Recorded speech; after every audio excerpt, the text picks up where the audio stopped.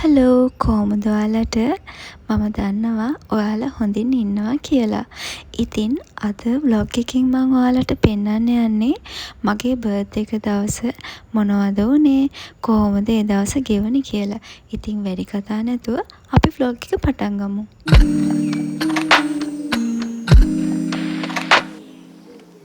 ඔන්න ඉතින් අද උදේම නැගිට ගමම මම බැලුවේ අද කොහොමද කාලගුණේ කියලා. ඉතින් අද නම් චුට්ටක් හොඳට පායලා තියෙනවා. මොකද ගිය අවුරුද්දේ මගේ බර්ත්ඩේ එකට චුට්ටක් වැස්සා. හැබැයි මේ පාර නම් හොඳට පායලා තියෙනවා. ඔන්න ඉතින් ඊට පස්සේ අම්මා මට කතා කළා උදේට කන්න එන්න කියලා. ඉතින් බලන්නකෝ ලස්සන කිරිබත් කේක් එක. ඉතින් ඇත්තටම අපේ අම්මා අපේ බර්ත්ඩේස් වලට කොහොමත් කිරිබත් හදනවා. ඉතින් ඒක චුට්ටක් ස්පෙෂල් කරන්න ඕන නිසා තමයි මෙන්න මේ විදියට හදන්නේ. ඔන්න ඉතින් කිරිබත් කාලේ ඉවරුනාට පස්සේ අම්මා මට ලස්සන සර්ප්‍රයිස් එකක් දුන්නා. ඒ තමයි මේ ලස්සනම මල් ටික.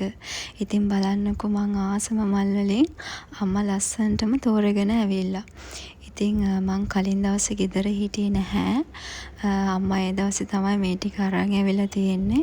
ඉතින් බලන්න කොහොම හරි මට පේන්නේ නැති වෙන්න මේ ටික හංගලා තියලා. ඉතින් අම්මා දන්නවා මම මල් වලට හරිම ආසයි කියලා. ඉතින් බලන්නකෝ නේද ලස්සනටම තෝරගෙන ඇවිල්ලා. ඔන්න ඉතින් මගේ බෝයි ෆ්‍රෙන්ඩ් කලින් දවසේ මට කිව්වා චූටි සර්ප්‍රයිස් එකක් තියෙනවා. ඒක නිසා මම ඔයාව උදෙන්ම එකගෙන යන්න එනවා කියලා.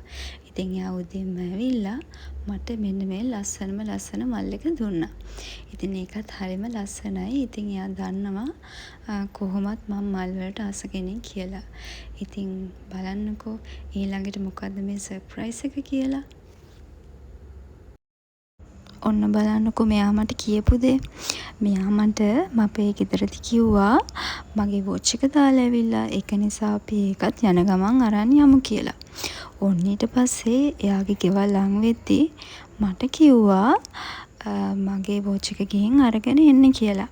ඔන්න ඉතින් ඊට පස්සේ මං ගේ ඇතුළට යනකොට මෙන්න මේ ලස්සන සර්ප්‍රයිස් එක මම දැක්කා. ඉතින් බලන්නකෝ සමහරක් දේවල් වලට ලොකු දේවල්ම ඕනි වෙන්නේ නැහැ.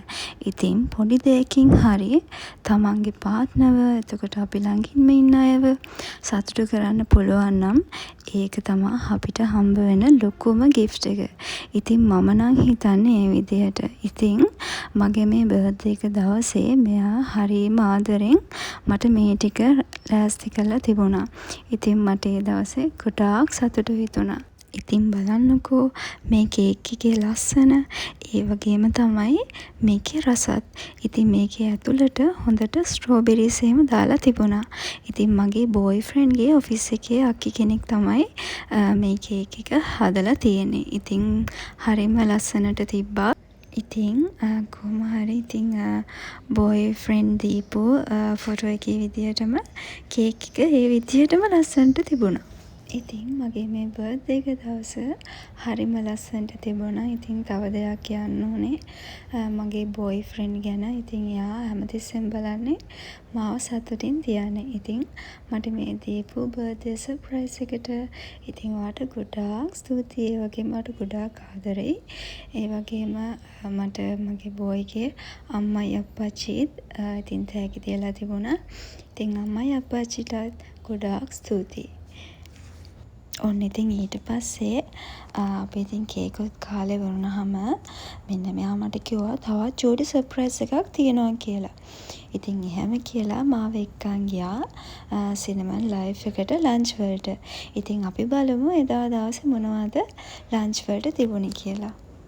ඔන්න ඉතින් එදා අපි යද්දි චුට්ටක් පරක්කු වෙලා තමයි තිබුණේ.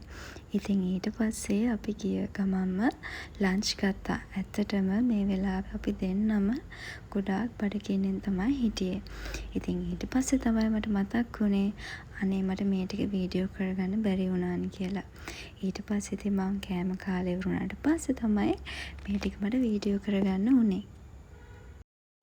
ඔන්න ඉතින් අපි දෙන්න මුලින්ම ස්ටාර්ට් කළේ සුප් එකකින්. ඇත්තටම මට මතක විදිහට මේක ක්‍රැබ් සුප් එකක්. ඊට පස්සේ ඉතින් අපි දෙන්න ඉතින් කියෝ මේකේ තියෙන රස බැලුවා. ඇත්තටම කියනවා නම් මේක හරිම රස සුප් එකක්. ඔන්න බලන්නකෝ ඊළඟට මම මොනවද බෙදාගත්තේ කියලා. ඉතින් මම ওই විදියට හැම එකෙම ඉතින් චුට්ට ගත්තා. ඉතින් මොකද අපිට තව කෑම වල රස බලන්න තියෙනවනේ. ඉතින් ඒවා try කරන්න ඕන නිසා මුලින්ම ওই විදියට චුට්ටක් බෙදාගත්තා. හැබැයි ওই ටිකත් හරිම රසයි. ඔන්න ඉතින් ඊළඟට මම try කළේ මට මතක විදියට මේක cheese creamy pasta වගේ. ඉතින් ඇත්තටම මම මේක කාලා බලද්දි නම් මට හිතපු තරම් රසට නම් තිබුණේ නැහැ. ඒත් ඉතින් අවුලක්වත් නැහැ. ඔන්න බලන්නකෝ අන්තිමට මම මොනවද බෙදාගත්තේ කියලා.